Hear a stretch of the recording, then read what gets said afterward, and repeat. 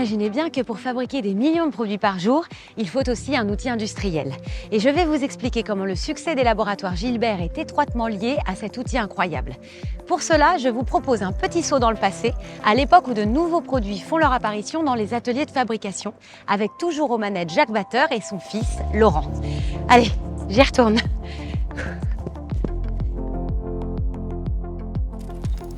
On a affaire à une concurrence locale qui est certaine.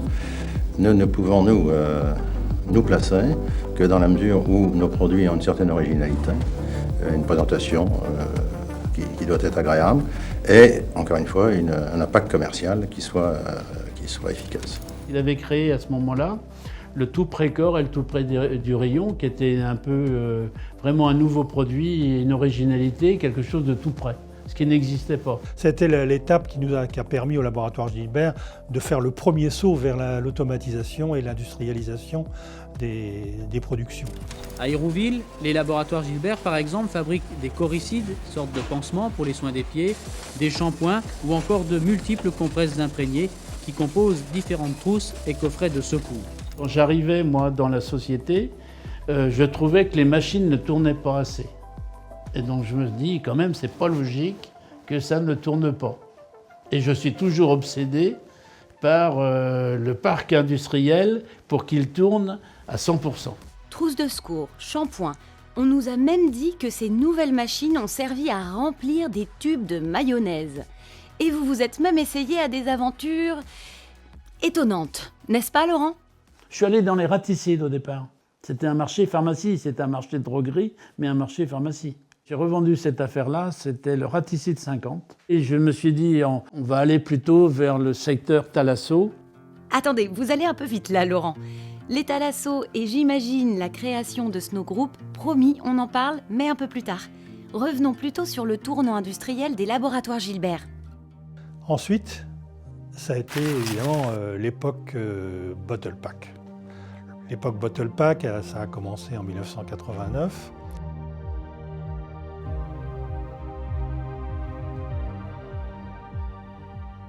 Donc cette unidose, j'avais trouvé ça super. J'ai repris l'idée. Le seul problème, c'est que ça valait à l'époque, vu notre chiffre d'affaires, le prix de la machine, c'était 25% du chiffre d'affaires qu'on faisait à l'année. Donc on a décidé à 7 de dire, écoutez, on y va. Enfin moi j'ai vendu mon projet et les 7 m'ont suivi, mais je leur ai dit si on loupe le coup, il n'y a plus d'intéressement, il n'y a plus rien. Voilà. Il nous a tous fait signer un document qui nous engageait à faire ce qu'il fallait pour réussir ce challenge. Et ça a réussi. On allait produire des doses stériles de produits pharmaceutiques. Le développement a été fulgurant. La production ne suffisait plus aux ventes. Donc il a fallu en acheter une deuxième, puis une troisième, et ainsi de suite, quoi. Donc la première machine, c'était 16 millions d'unités. Maintenant, il y a de telles contraintes, de telles normes qu'il faut investir. Une machine, ça vaut, avec son environnement, ça vaut une dizaine de millions. Ok, si je comprends bien, il fallait développer la production de ces unidoses et les capacités de production, donc acheter des machines, et pour installer ces machines, il fallait leur trouver de la place. La ville d'Hérouville avait joué énormément le jeu. Je pouvais construire des bâtiments et je l'ai racheté qu'au bout de 5 ans.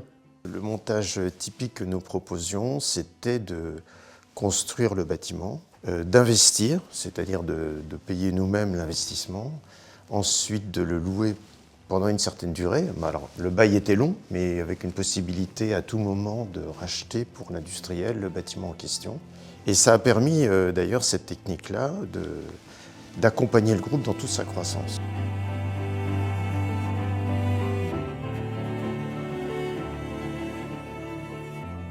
Et pendant ce temps-là, je remplissais, je dynamisais et je reconstruisais après.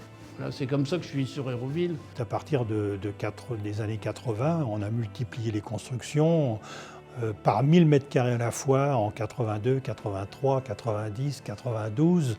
Et puis ensuite, on est passé au Haut-Crépon, on a construit 1500 mètres carrés. Et puis ensuite, les développements sur Hérouville, là près du garage Leroux, qui a été quand même la plus grande usine qu'on ait construite avec le plus de technologie, parce que là, c'était vraiment un saut.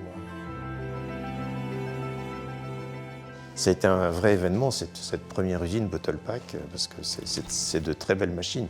Je pense que les machines coûtent plus cher d'ailleurs que le bâtiment qui le couvre. L'Unidose, ce n'est pas seulement un saut technologique pour l'entreprise, c'est surtout de savoir développer des produits de santé innovants qui répondent à de véritables besoins.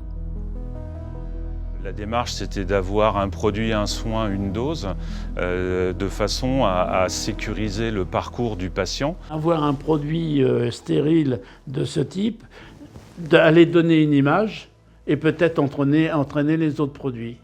À travers des marques comme Pharmadose ou Physiodose, c'est ce que l'on fait. Et donc effectivement, l'Unidose en fait, a été un process qui a permis au groupe de s'inscrire dans cette démarche, d'être présent dans le milieu hospitalier, d'être présent sur les soins au quotidien pour nos clients. Et effectivement, ça a été un coup de génie avec un parc qui a évolué considérablement, puisque lorsque j'étais en production au laboratoire Gilbert, nous avions 2 machines. Aujourd'hui, il y en a 15. Et aujourd'hui, quels que soient les acteurs, quand il est question de doses et de doses de sérum physiologique, le laboratoire Gilbert est immédiatement cité. L'Unidose, on l'a bien compris, c'est le produit qui a transformé l'entreprise dans les années 90. Et aujourd'hui, l'outil industriel est-il toujours au cœur du développement du groupe ? On en est aujourd'hui à la 18e ligne implantée. C'est dans la globalité plus de 150 millions d'euros d'investissement. Donc c'est effectivement aujourd'hui une spécificité qui est reconnue mondialement. C'est un exploit d'avoir investi autant tout en restant indépendant. Je tiens à souligner la qualité de gestion qui est là depuis plusieurs décennies maintenant. Alors c'est une entreprise un peu complexe à gérer parce que c'est multiproduit, multicanal, etc. C'est-à-dire qu'il faut être partout.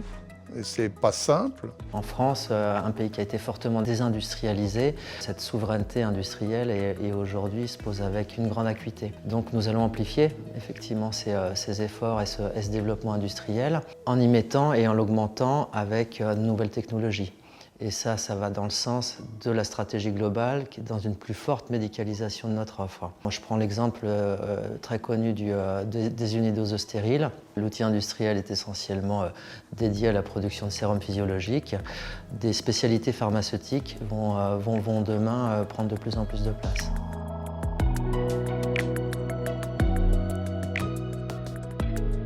Après le succès des unidoses stériles, le groupe Gilbert a misé sur d'autres technologies, comme la technologie spray pour développer les sprays à l'eau de mer notamment.